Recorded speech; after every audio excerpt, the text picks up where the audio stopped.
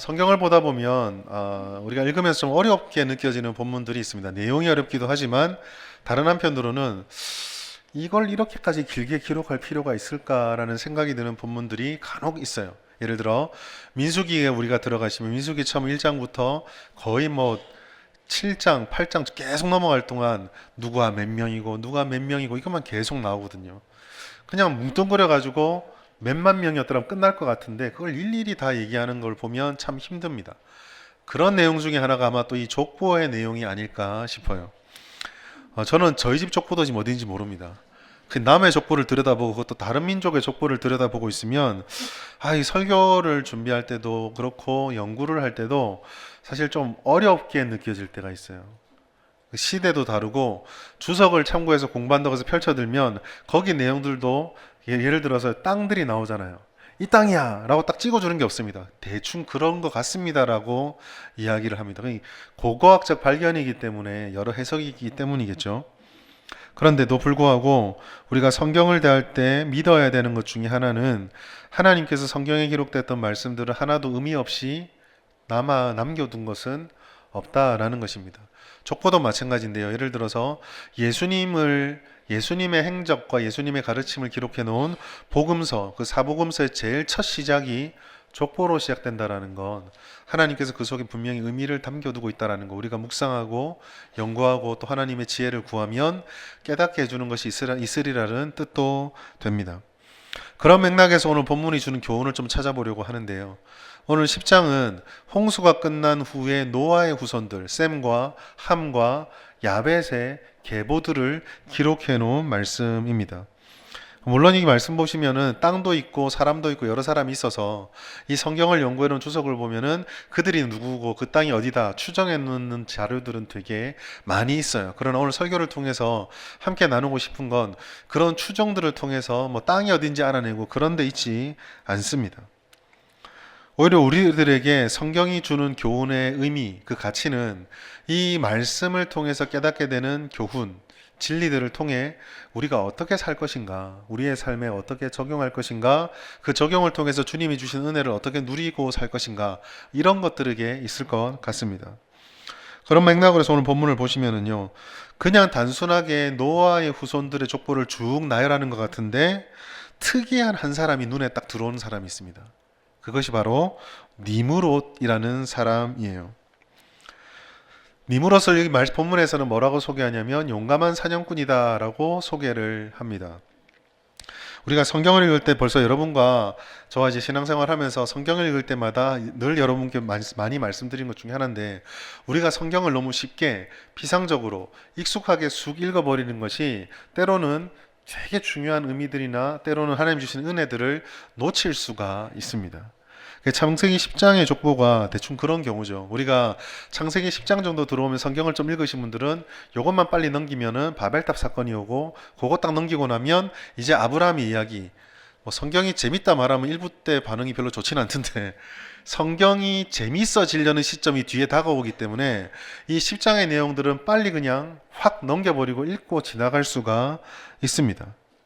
그런데 그렇게 하다 보면은 이 오늘 본문에서 잠깐 말씀드린 니므롯이라고 하는 사람도 그냥 용사구나 하고 넘어가 버려요. 그렇지만 가볍게 넘길 수가 없는 되게 독특한 특징이 이 본문에 보면 있는데요.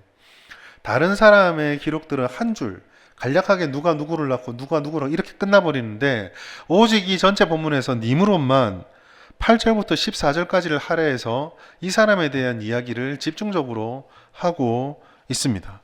우리는 본문을 꼼꼼하게 읽으면 계속 쭉 익숙하게 읽다가 그 본문 앞에서 이 질문을 던져야 돼요. 왜 하필 이 사람은 이 족보에서 이렇게 많은 분량을 할애를 했을까? 이 니므롯에 대해서 우리가 이해를 할 때 우리들에게 우리 주의를 좀 흐리게 만든다고 할까? 본문의 의미를 조금 가리게 만드는 단어가 있습니다. 바로 여호와 앞에서라는 말과 이 사람이 용사였다라는 이 두 가지 말이에요. 창세기 10장 8절 9절 보시면 구스가 또 니므롯을 낳았는데 그는 세상의 첫 용사라. 그가 여호와 앞에서 용감한 사냥꾼이 되었다라고 말씀하고 있습니다. 자, 여러분께 질문을 한번 던져볼게요. 여호와 앞에서 라고 하는 이 말과 용사라고 라는 이 말이 여러분 딱 들으면은 좋은 말 같으세요? 나쁜 말 같으세요? 저 인간이 왜 저런 거 물어볼까?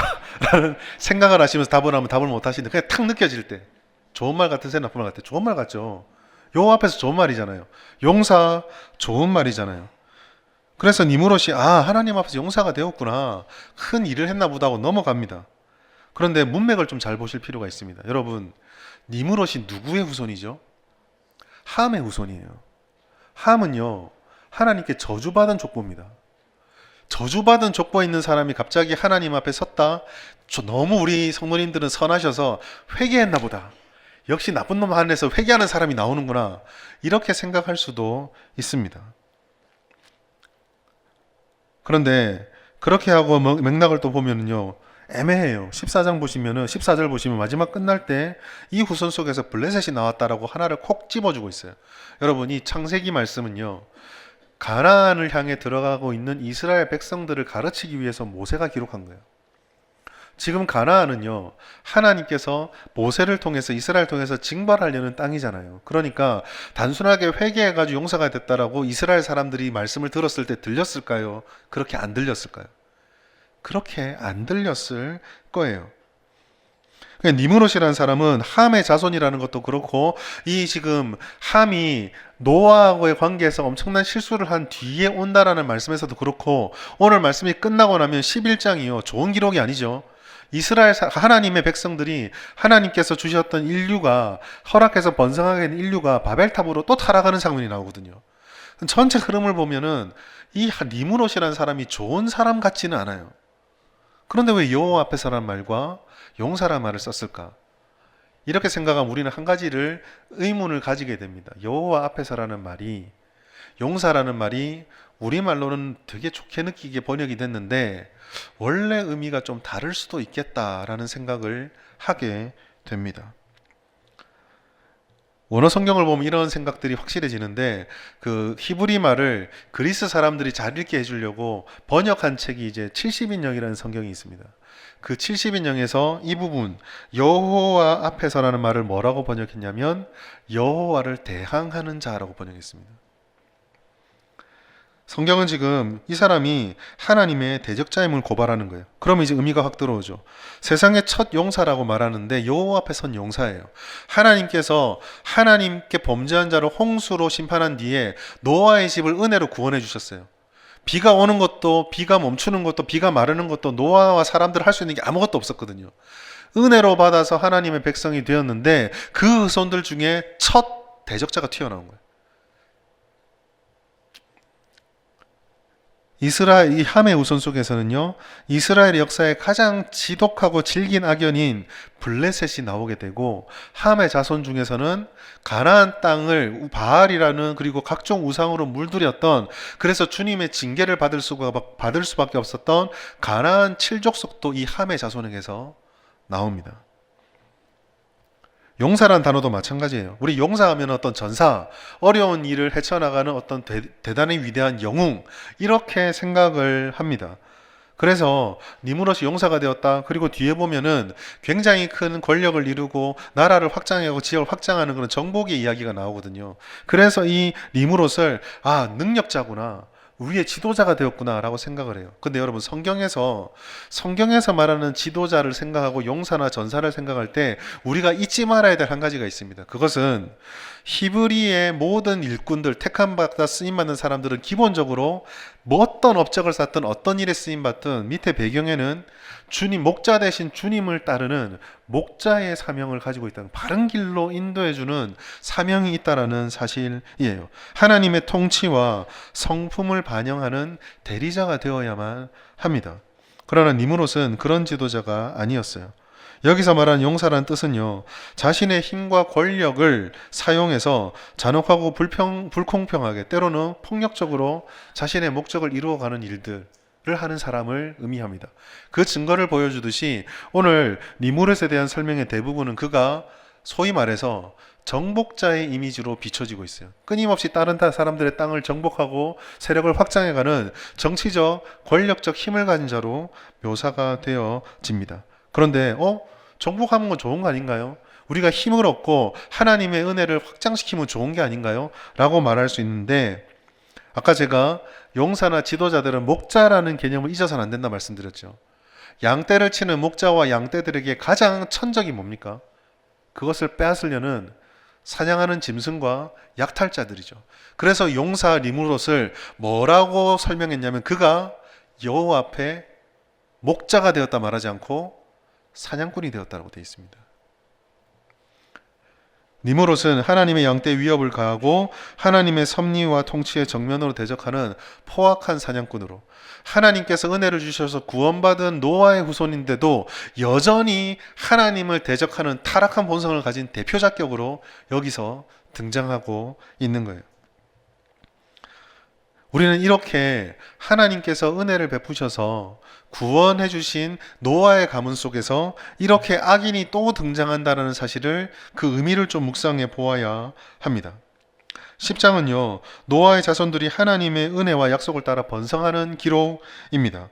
그런데도 의인으로 계속 끝날 것만 같은데 이 니무롯이 등장해서 우리에게 주는 교훈 혹은 의미가 있어요. 첫째로, 하나님께서 다시 이 땅에, 예수께서 다시 이 땅에 오시기까지, 그때까지 이 세상은 하나님의 은혜도 있지만 여전히 현실이 완전한 의로운 상태, 완전한 상태가 아니다라는 것을 우리들에게 깨닫게 합니다.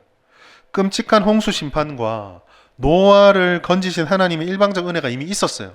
그러면 사람들이 더 이상 죄를 짓지 않고 홍수 이전으로 돌아가지 않을 것 같은데 완전한 정결과 악의 척결이 이루어지지 않은 모습을 보여줍니다. 노아의 후손에게서조차 이 악의 고리가 끊어지지 않았어요. 오히려 여호와 앞에 여호와를 대항하는 사냥꾼 니무롯의 등장은 적극적인 노골적인 적대의 모습입니다.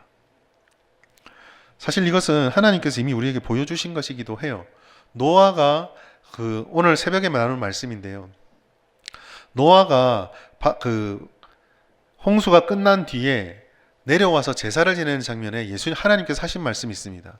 사람이 어릴 때부터 그 생각이 악하기 때문에 내가 이들을 다시 이런 심판으로 심판으로 쓸어버리지 않겠다고 약속하는 장면이 나타나요.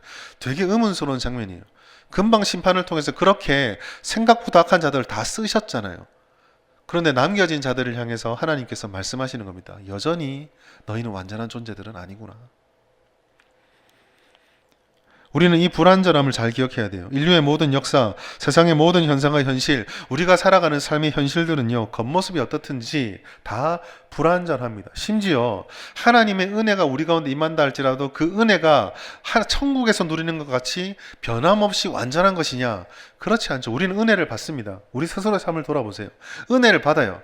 그러나 은혜를 받은 우리가 똑같이 하나님 앞에 실망을 시키는 죄를 짓기도 합니다. 완전하지 못하다라는 거죠.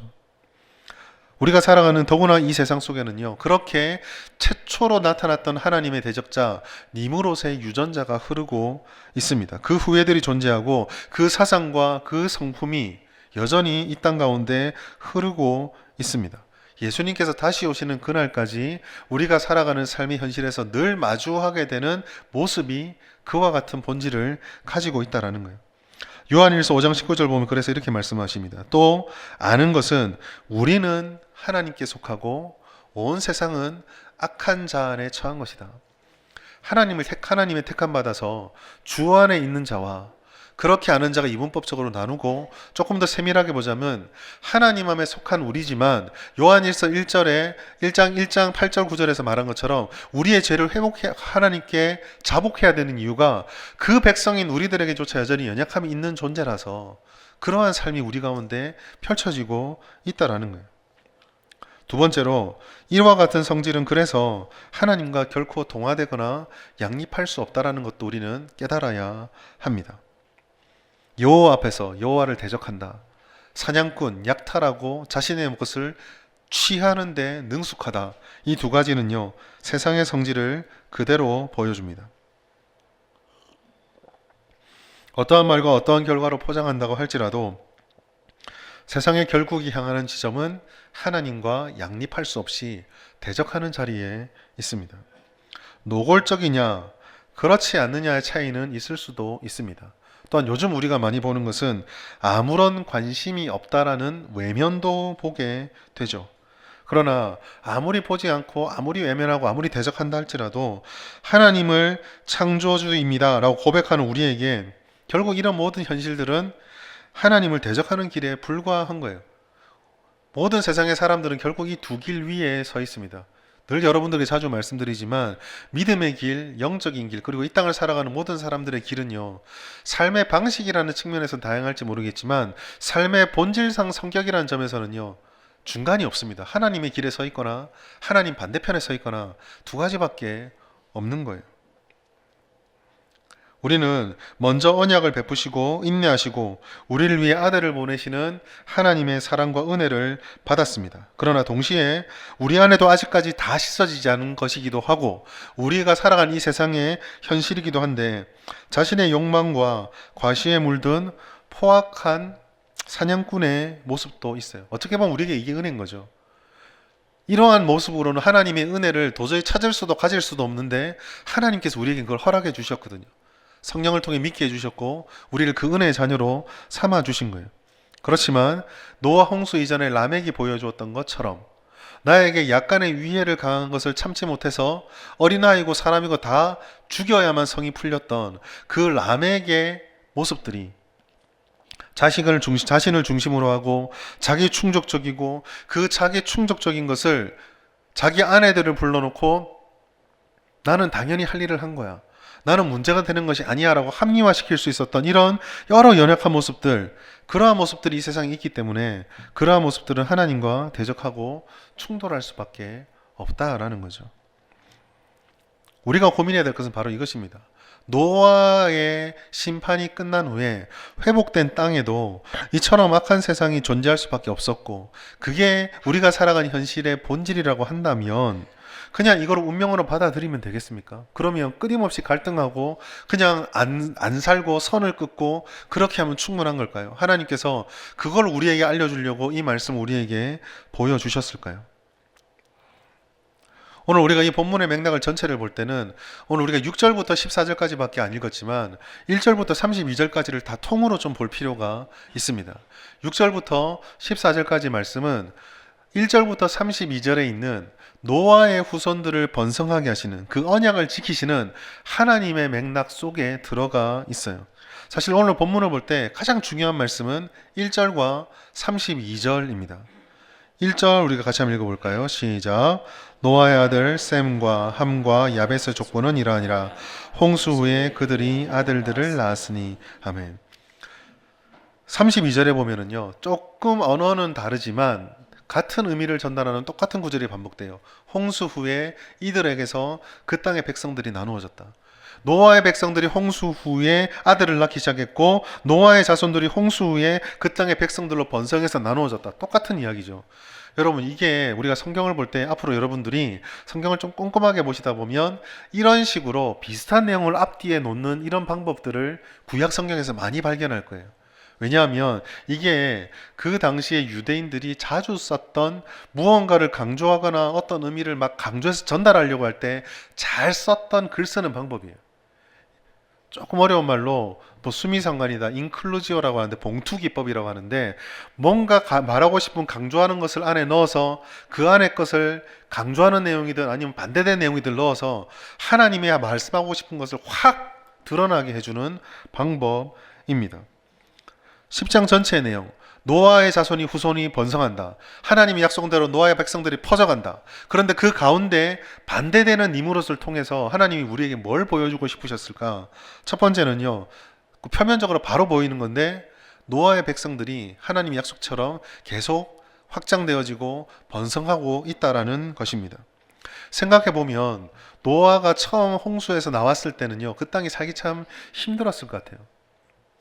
우리 성도님들 중에서도 농사를 짓고 있거나 농사를 지으셨거나 하는 경험이 있는 분이 있을 것입니다. 홍수가 이런 게 와가지고 물이 범람한 다음에 그 땅을 다시 기경해서 그 땅에서 무언가 채소라든지 곡식들을 길러내는 작업들이 쉽나요? 어렵나요? 쉽지 않죠. 대충이면 모르겠지만 거의 1년이 물에 잠겨 있었거든요. 그 물이 흐르면서 그 안에 뭐 어떤 일이 있었는지 어제까지는 거기가 땅이고 농사 지을 수 있었는데 그 흐르는 물 때문에 바위가 굴러왔을 수도 있고 엄청난 일들이 있었겠죠. 에덴 동산과는 전혀 다른 장애가 가득한 세상입니다. 아담도 땅을 다스려야 됐지만 노아처럼 척박하지는 않았어요. 그런데 이 어려운 순간을 겪고 있는데 10장에 보시면 그 어려움을 다 이겨내면서 노아의 자손들이 계속 번성합니다. 야벳과 함과 셈에 시작된 노아의 자녀 계보가 오늘 본문에 한 3, 4대 정도만 기록되어 있는데 그 범위가 가나안이나 이스라엘 사는 우리가 생각하는 그 중동 지방이 아니라 아프리카와 아라비아 반도까지 왕창 퍼지고 있어요. 지금 우리가 생각하면 교통이 편하니까 뭐 그 정도 어렵나 싶지만 예전에 그 몇천 년 전의 고대 같으면 나라 그 혈연이 있는 땅을 벗어나서 계속 확장돼 간다는 것이 절대 쉬운 일이 아닙니다. 하나님께서는 1절과 32절 이 내용을 두 번 반복하셔서 하나님께서는 척박해 보여도 어려워 보여도 힘들어 보여도 하나님의 약속을 반드시 이루시는 분이시다라는 것을 우리에게 보여주셔요. 가나안 땅에 들어간 이스라엘에게 군대도 없고 군사훈련 받아본 적도 없고 400년을 그 땅에서 성 쌓고 있는 사람들 앞에 우리가 이길 수 있을까? 의심하는 백성들에게 하나님이 뭘 보여주신다? 내 말은 이루어진다. 그거를 보여주시고 있는 거예요. 두 번째로 하나님께서 이와 같은 말씀을 통해서 특별히 니무롯을 통해서 우리에게 위로도 주십니다. 그냥 내가 다 이루어 준다 라고 약속만 주는 것이 아니라 하나님께서 왜 그렇게 말씀하실 수 있는지 믿음의 위로를 주고 있어요. 하나님은 오늘 본문의 말씀, 특별히 니무롯의 기록을 길게 기록해 주는 것을 통해서 하나님은 하나님을 믿는 백성들의 하나님만이 아니라 하나님을 대적하는 자들에게도 하나님이라는 사실을 분명하게 보여줍니다. 이 말씀 우리는 지금 창세기를 21세기 읽고 있지만 이 창세기가 처음 백성들에게 들려졌을 때는 가나안에 들어가기를 앞선 시점입니다. 몇천 년 전이죠. 지금부터. 그 당시의 신들의 세계관은요, 신에 대한 사람들의 세계관은 지역신의 개념이에요. 어떤 지역에는요, 그 지역의 문화를 잘 알고 그 지역에서 잘 살 수 있게 해주는 특별한 신이 있습니다. 예를 들어 가나안은 농사를 짓는 정착된 땅이죠. 그래서 정착된 땅에서 농사를 지으려면 비와 일기가 중요해집니다. 바알이 뭘 주관하죠? 비, 천둥, 번개와 같은 날씨를 주관하는 신이에요. 그 바알에게 있어서 가나안 땅의 신에게 있어서 40년 동안 광야에서 목축하는 사람들을 돌보아 주었던 여호와는요, 광야에서는 힘이 있어도 농사짓는 땅에 들어오면은 힘이 없는 신이에요. 그게 이 사람들의 생각이에요. 유대인들도요, 400년을 애굽에서 살았거든요. 애굽의 신은 전부 자연의 신이잖아요. 그러니까 그 영향을 가지고 이제는 정착한 땅을 들어간다고 했을 때 두려웠을 거예요. 저 땅은 여호와가 힘을 쓸 수 있을까?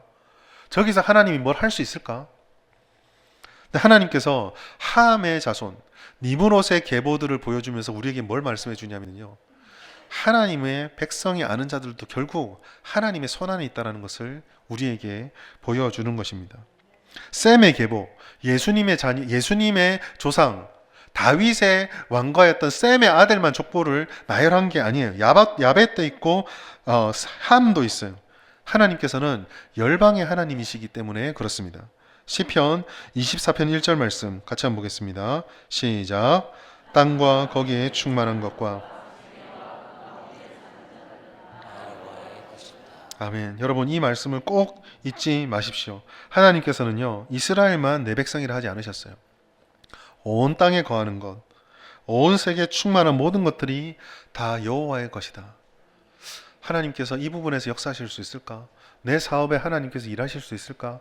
이 관계에서, 이 학교에서, 이 가정에서, 믿지 않는 남편에게서, 믿지 않는 가족에게서, 믿지 않는 아내에게서 하나님이 역사할 수 있을까? 하나님을 인정하지 않고 하나님을 믿고 존재도 인정하지 않는 사람들에게 하나님이 무슨 힘이 있을까? 하나님께서 뭐라고 말씀하세요? 함도. 그리고 이 말씀은 아마 후대에 블레셋의 고통받고 있는 백성들이 읽었다면 그들에게 블레셋도 내 손 안에 있다. 이게 우리에게 위로가 되는 거예요. 우리 삶에 어떤 현실을 마주하더라도 하나님의 손과 다스리심을 벗어나는 것은 아무것도 없습니다. 중요한 것은 그것을 우리가 믿느냐 믿지 못하느냐, 그것을 우리가 붙잡느냐 붙잡지 못하느냐, 그거 차이에 있는 거예요. 그리고 여기서부터 우리 인생이 참 행복과 복을 누릴 수 있는 방법을 찾게 됩니다.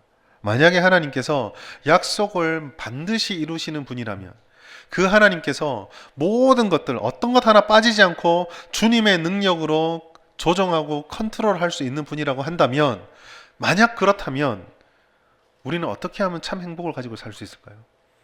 그 하나님을 붙잡아야 되겠죠. 그 주님께서 우리에게 주시는 음성을 따라 살아가야 하겠죠. 우리가 이 세상을 살아가다 보면은요, 저도 마찬가지고 우리 모두가 마찬가지인데, 하나님이 진짜 계실까? 하나님이 계시면 이런 일을, 이런 상황을 내게 허락하실까? 라는 의문이 드는 순간이 반드시 찾아옵니다. 그건 우리가 어쩔 수 없는 우리 삶의 본질이에요. 하나님께서 아무리 약속해 주셔도, 우리가 이번에 특세 기간 동안에 말씀드렸던 것처럼, 하나님의 은혜는요, 우리가 이해할 만큼 그렇게 세련되거나 매끈하게 다가오지 않으세요. 때로는 하나님의 은혜는 굉장히 투박하고 불편하게 다가오거든요. 그래서 우리는 그 은혜 앞에서도 이게 과연 하나님의 뜻일까? 하나님이 살아계시면 이렇게 할 수 있을까? 그런 생각이 드는 순간이 옵니다. 심지어 거기에 하나 더해서 우리를 흔드는 게 있죠. 주님을 믿지 않는 사람들인데 어떻게 저렇게 잘 살까? 여러분, 이 땅에 살아가는 사람들 보십시오. 예수님을 안 믿는다고 못 사나요? 그렇지 않죠. 모르겠습니다. 알아낼 수 없지만 우리나라의 돈이 전문 아니지만 부자로 따져서 1, 2, 3, 5위까지 쳤을 때 그들이 다 예수를 믿을까? 종교는 나온 적이 없는 것 같은데요. 그렇게 따져보면 더 우리는 마음이 힘들어지는 거예요. 하나님 마음속에 이게 하나님 안에 정말 행복이 있을까? 보이는 이런 모습들이 우리의 믿음을 흔들고 마음을 상하게 할 때가 있어요. 그러나 그럴 때에도 우리는 이 말씀을 붙잡고 휩쓸려서 그들과 똑같은 길로 걸어가서는 안 됩니다. 하나님께서는 무능한 분이 아닙니다. 오히려 하나님께서는 그런 상황들도 허용하셔서 투박할지라도 우리에게 은혜를 이루어 주시는 분이세요. 잠언 16장 4절 말씀 같이 읽겠습니다. 시작. 여호와께서 온갖 것을 그 쓰임에 적당하게 지으셨나니 악인도 악한 날에 적당하게 하셨느니라. 아멘. 하나님께서 그 쓰임에 다 적당하게 허용할 뿐이에요. 악도 하나님께서 허용함 속에서 하나님의 뜻을 따라 그저 운행되고 있는 것에 불과합니다. 하나님이 악을 사용한다기보다는 허용 속에 우리에게 주는 교훈이 있다라는 거죠. 함이 비록 저주를 받았지만 함의 손에서 벗어나지 못합니다. 오히려 조금 잔혹해 보일지 모르는데, 함의 후손들은 이스라엘 백성들이 그 믿음을 따라 가나안에 살아갈 때 때로는 시험의 도구로, 때로는 징계의 도구로 쓰임을 받습니다. 구속의 역사에서 빌런이 되는 거죠. 악당이 되는 겁니다. 인간적인 마음으로 함의 처지에 동정이 갈 수도 있습니다. 그러나 따지고 보면 하나님에게 등을 돌린 포악함과 이렇게 하나님의 허용하심 속에서 구원과 전혀 상관없이 삶을 살아가게 되는 것은 하나님께서 그렇게 부여하신 것이 아니라 그들이 선택한 것에 불과해요. 단적인 예를 들자면, 하나님께서 잘 자고 행복하게 잘 살고 있는 하와와 아담을 불러가지고 입 벌려 그래서 선악과를 집어넣은 게 아니거든요. 자기들이 따먹고 자기들이 그 대가를 져야 되는 거죠. 어떤 대적들도 하나님의 역사를 막을 수 없고요. 모든 하나님의 주권과 섭리는 우리 살아가는 삶에 유효합니다. 그래서 우리는요, 우리 눈에 보이는 현실들, 현상들이 우리를 막 실망시킬 때 그것에 우리의 마음을 뺏기지 말고 하나님을 더 의지할 수 있도록 주님께 구하고 주님께 매달려야 합니다. 특별히 포기하지 말아야 합니다. 휘청거릴 수 있어요. 아니, 휘청거립니다. 그럴 때에도 휘청거릴지언정 믿음의 길을 포기하지 않아야 합니다. 여러분, 이 말씀을 꼭 기억하십시오. 하나님께서는 하나님의 약속하신 것을 우리가 느끼기에는 아무리 투박해 보여도 결코 실패하지 않고 반드시 이루어 가십니다. 우리가 의롭다고 하신 하나님의 그 의를 완성시켜 갑니다. 우리가 복음을 알고 그 은혜를 알아서 만약 어떤 현실이 올지라도 우리가 주님을 붙잡으면 하나님께서 우리에게 모든 것을 통해 선을 이루심을 약속해 주셨어요. 사도 바울이 이걸 깨달았기 때문에 로마서 8장 28절에 이런 말을 한 겁니다. 다시 한번 같이 읽어볼까요? 시작. 우리가 알거니와 하나님을 사랑하는 자 곧 그의 뜻대로 부르심을 입은 자들에게는 모든 것이 합력하여 선을 이루느니라. 사랑하는 성도 여러분, 현실은 냉혹합니다. 때로는 잔혹할 수도 있습니다. 믿음이 별로 어울리지 않고 믿음을 가지고 사는데 최적의 조건은 아닐 수도 있습니다. 그러나 기억하십시오. 하나님은 하나님의 일하심을 절대 실패로 끝내지 않습니다. 하나님의 손을 벗어나는 것은 이 땅에 그 어떤 것도 없습니다. 그러니 우리는 포기하지 말고 주님을 믿어야 합니다. 마지막으로 한 가지만 더 우리가 언급하겠습니다. 우리는 이 믿음을 가지고 세상을 향하여 나아가야 합니다. 하나님께서는요, 우리에게 믿음의 구원의 은혜를 주시고 우리 홀로 누리기만 원하지 않으셨어요. 갈라디아서 5장 22절 23절 같이 읽겠습니다. 시작. 오직 성령의 은혜는 사랑과 희락과 화평과 오래 참음과 자비와 양성과 충성과 온유와 절제니 이 같은 것을 금지할 법이 없느니라. 갈라디아서 5장 이 말씀을 다루면서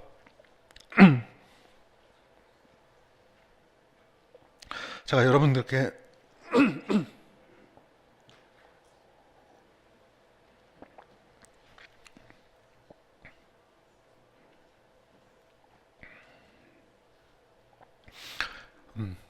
이제 익숙하시죠? 주중에 계속 목을 썼더니만 관리를 한다고 했는데도 좀 약해졌습니다. 자, 갈라디아서 5장 22절 23절 말씀을 나눌 때 늘 여러분들께 드렸던 말씀이 있어요. 이 9개의 열매는 관계에서 빛을 발하는 것이더라고. 사랑은 나 혼자 사랑하는 게 아니거든요. 즐거움도 나 혼자 즐거운 것이 아니라 성령 안에서 우리에게 주시는 하나님의 열매이기도 하지만 이 열매가 가장 빛을 발하는 건 타인과의 관계에서입니다. 하나님께서 우리를 다스리신다. 하나님께서 이 땅을 다스리신다는 이 하나님의 말씀은 우리가 누리는 가르침이기도 하지만 동시에 이 세상 사람들이 보아야 되고 알아야 되는 것이기도 합니다. 더 가지려고 더 많은 것을 놓치지 않으려는 집착하는 세상입니다. 그 속에서 우리는 진정한 부가 하나님께 있음을 보여줘야 돼요. 역대상 29장 12절 말씀 다시 한번 같이 읽습니다. 시작.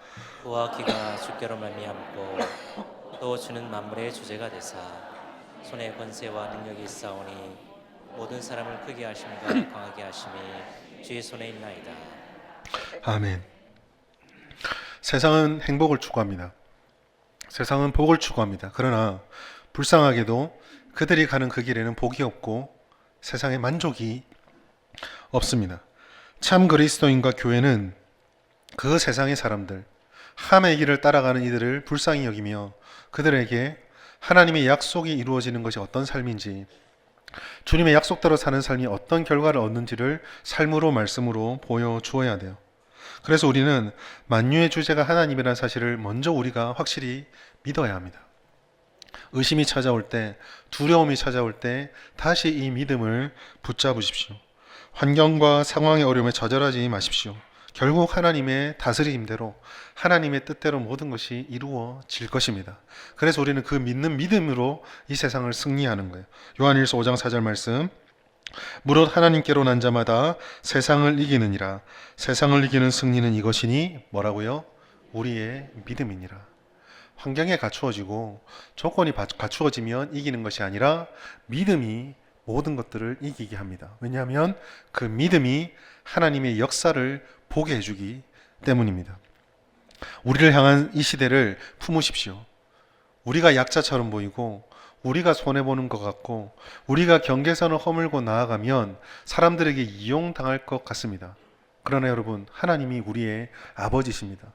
우리를 이용하려고 한다고 해서 하나님이 우리를 버려서 이용만 당하다 버려지게 하시지 않을 거예요.